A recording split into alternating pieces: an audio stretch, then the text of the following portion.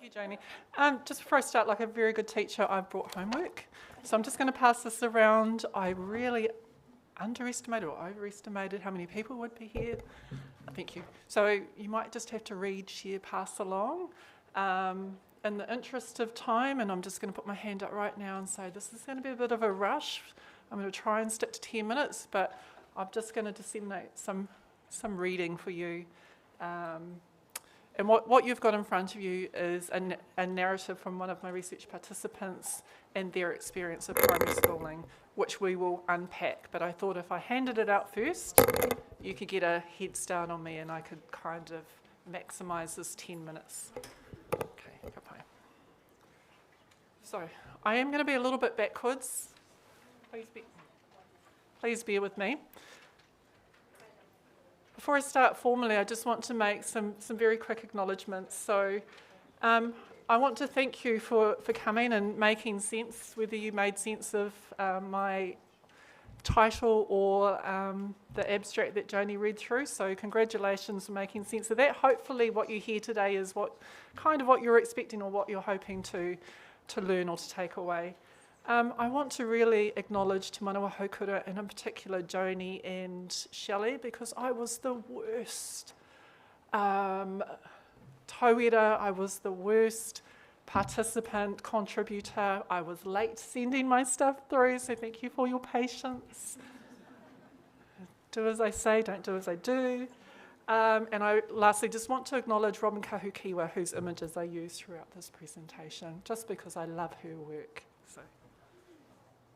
Okay, so ko waio, ki te taho tōku māma, ko te kiro te maunga, ko whangaproa te awa, ko te whānawa apanui te iwi, ki te taho tōku pāpā, ko Sleeve Donna te maunga, ko Ben te awa, ko Māori-Pākehā, Ngāti Airani, oku iwi, ko Shane Rongoki no Hona, tōku tāne, no Ngāti Awa ia, ko Grace Kātini Hona, oku tamahine, ko Pauline Adams tōku ingoa.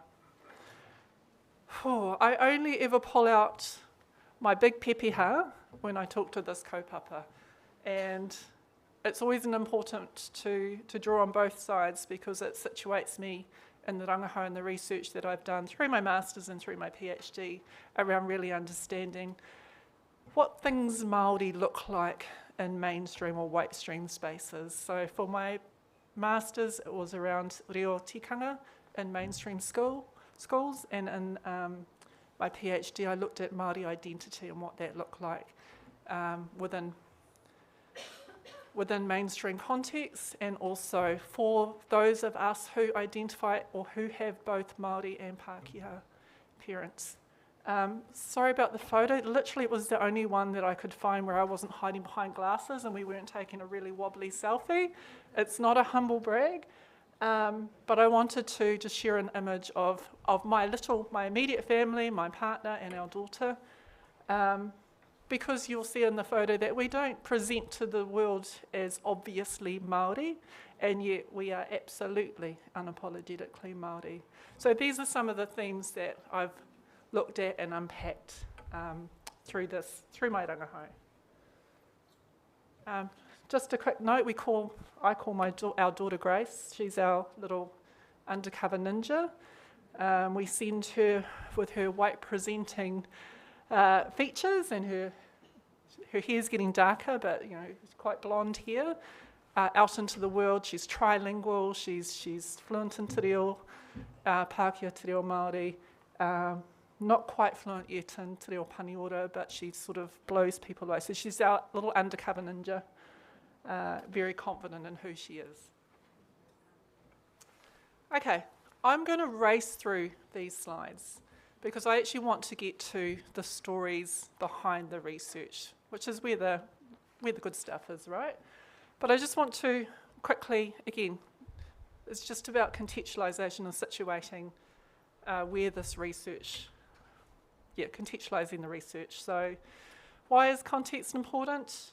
As Joni shared in the introduction, I have a primary school background. I went straight from high school into university, trained as a primary school teacher. Actually, if I go all the way back, my mum put me into kindergarten at 12 months old so that she could go back to work. So I've pretty much been in education since I was 12 months old, right through today. I'm not going to tell you how you're not going to get that maths lesson from me today. I'm not going to tell you how old I am. But I've been in education for a long time, and outside of wānanga and choosing to put our daughter through kura, it has been in mainstream spaces. So that's really, that's where my interest lies. In terms of identity, schools are, they're powerfully influential contexts that shape identity and belonging.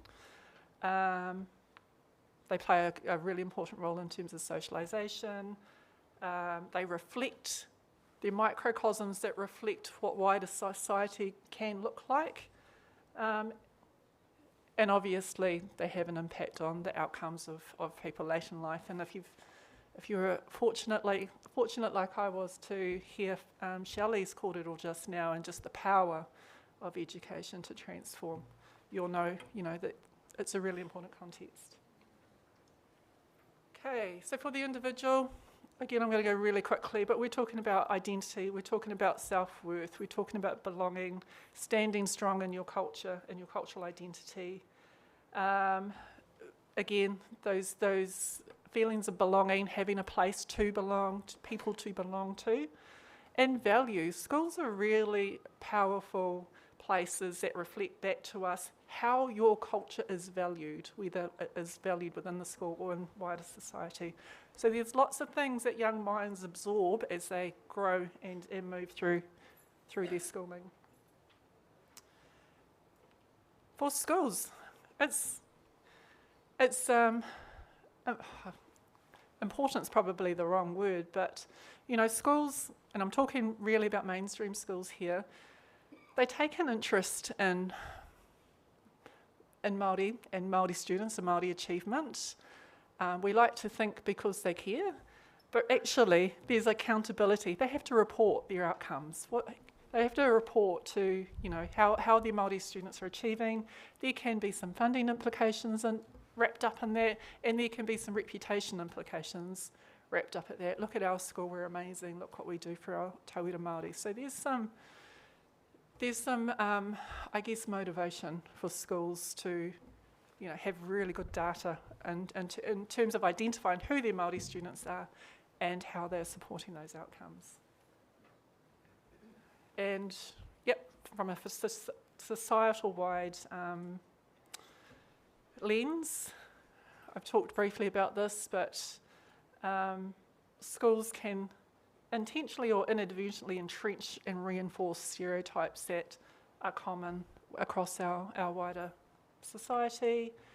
Obviously, the individual impacts of that can be huge for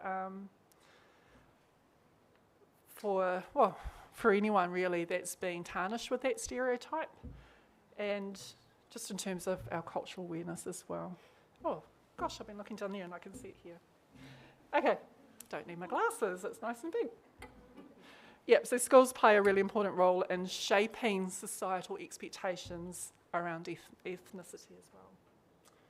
Okay, so that was my very, very quick kind of get to the important stuff, which is around the experiences of my research participants. And I want to really just focus, because we're talking about a PhD that literally took 6-7 years. When I started it, I was pregnant with our daughter, and when I walked across the stage, she was 7 years old. So I'm trying to boil it down to 10 minutes and pull out what could we touch on in 10 minutes. So, and this was a really, really powerful statement, so I thought, let's start there.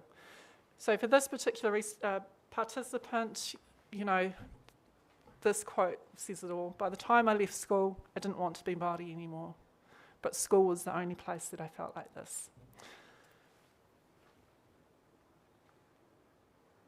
So what you have got with you, and what you may have quickly read and passed along, is their story and their recollection of primary school.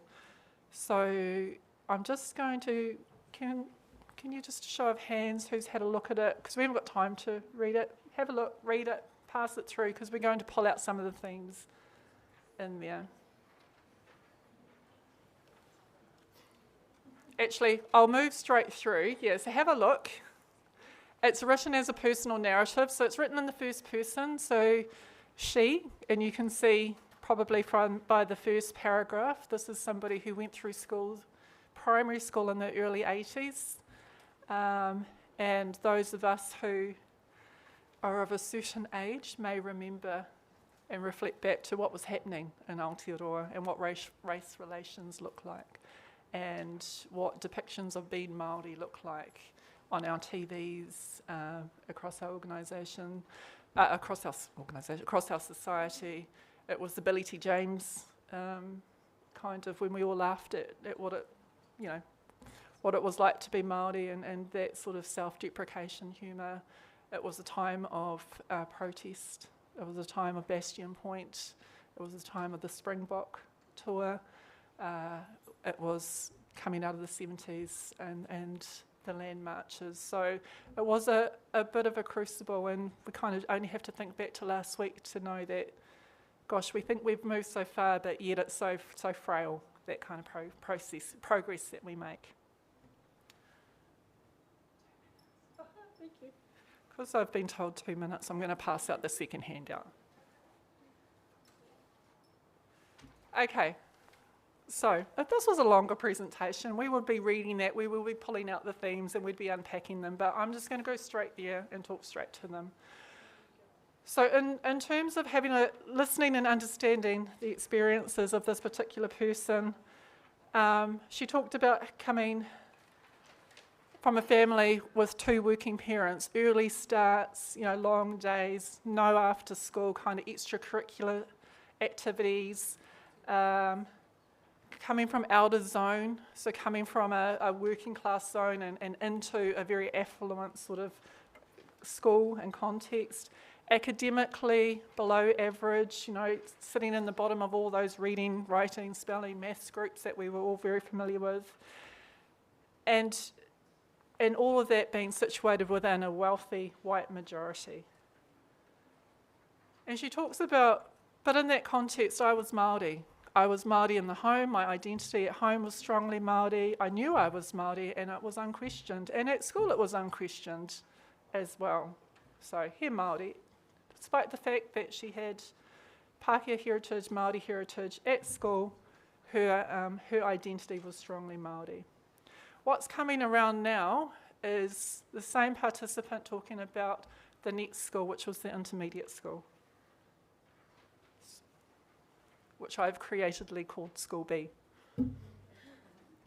Again, I'm just going to go straight to the themes. So we see the same themes emerging, still has 2 working parents. However, some things have shifted. So being in zone means later starts, not having to get up early and get to school. Suddenly going from a white, affluent white majority to a working class brown majority. And you can see it in the narrative as well, talking about suddenly rising up through in terms of academics, from the bottom groups somehow up to the top groups. And she talks about being a bit perplexed by that because she didn't do anything different. Just suddenly she found her name at the, group A instead of group D kind of thing. So what kind of happened there? And in the school she felt Pākehā, and she was called Pākehā for the first time in her life, and that really challenged her because she was always Māori. So what changed? What changed in this just shifting, taking from being taken from one school and into another? What changed? Okay. So we have some socioeconomic indicators here. So having 2 working parents, early starts, and being outer zone, those were indicators of being poor. Why would 2 working parents be an indicator of being poor? Because the majority of the children in this school had stay-at-home mums. Mum didn't have to work. Dad made all the money. Mum had the luxury of being at home to be the carpooler and to coordinate all the after-school extracurricular activities. And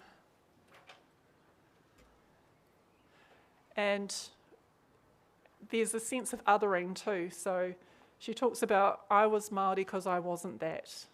So that stood out for me. So hence it just reinforced what I always knew about myself. I was Māori. For different reasons outside of school, I was Māori. I whakapapa'd. I had Māori whakapapa. I had strong cultural connections. I knew who I was as Māori, but in school, other things told me I was Māori. So her school made her ethnic in ways that her home did not. When we look at the second school, all of a sudden, nothing changed in terms of the two working parents. Okay, mum quickly found another job. There was 2 incomes, but suddenly that made her a rich person, because contextually within the school, other parents and other kids in this school were lucky if one parent worked, or lucky if you had more than one parent. The fact that you had 2 parents, that was an indicator of privilege. And again, I'm just drawing on Shelley's beautiful kōrero as well. So again, nothing changed in the person, but the context made them, how these attributes were viewed shifted. Being able to come to school later, being in zone, those were indicators of wealth, of being rich. Thank you, sorry. She went from being at the bottom academically, suddenly, again, didn't suddenly become a really hard-working student, just suddenly found her name at the top of the groups. Because the teachers treated her different, because the teacher expectation kicked in. When teachers saw a brown student, their expectations were, well, this is kind of where you sit. Through no difference of this student, when the teacher's expectation flipped, when she was put in a different context, when she was viewed as Pākehā, when she was called Pākehā, when that was the point of difference, all of a sudden, the teachers had a higher expectation of this particular participant. I am going to wrap it up there. So just to say that there were some lessons learnt in her story, and like I said, how do you whittle down 7 years of research down into a 10-minute presentation? What I've just tried to share with you is some tip of the iceberg stuff that just makes us think about, we talk about, particularly as educators, we talk about we want our children to be able to see themselves in the classroom, because when they don't see themselves in the classroom, that identity will be imposed on them. And what happens when we impose identity and when we impose cultural identity on children? So, yeah. Aroha mai, 12 minutes, sorry. Thank you.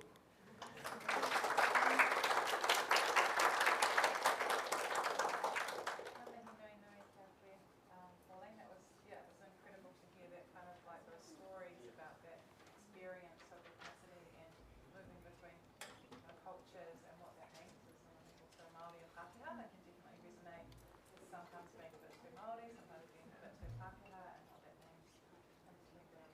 So we have enough time for one part-time. Connie, or Are you thinking of going back over and interviewing some of these Pauline that possibly moved into adulthood, and how that affected the way that allowed them to think about this one? That's a really good question. And the reason it's a really good question is because I've been speaking in kind of third person about this research participant, but you may have picked up in the introduction, Joni said that I did an autoethnography. So actually the participant is me. This was my story. And yes, do I go through, so I go right through to high school and then reflect on how, like literally by the time I left school, I didn't want to be Māori anymore, because why would I, when school was telling me being Māori were all of these things, whereas my home was telling me, no, it's not those things, it's this. So we've made some really deliberate choices, I guess, moving forward, and there was a reason why I wanted to start with my family and with my little undercover ninja daughter. We've deliberately chosen to put her into kura kaupapa Māori. We want her to be able to see herself in her school, in her classroom, and yeah. And look, we're going back a long way as well. Hopefully schools have changed since I was at school, but yeah. Ka pai. Kia ora.